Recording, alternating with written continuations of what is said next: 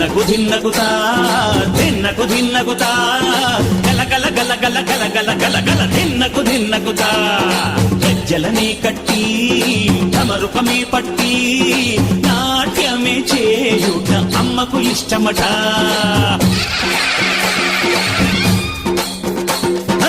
ఊరే ఊగేల ఇయ్యాలి హారతి కాయలు కొట్టి ఫలములు పెట్టి పాదాలు తాకితే అడిగిన వరములు ఇచ్చును తల్లే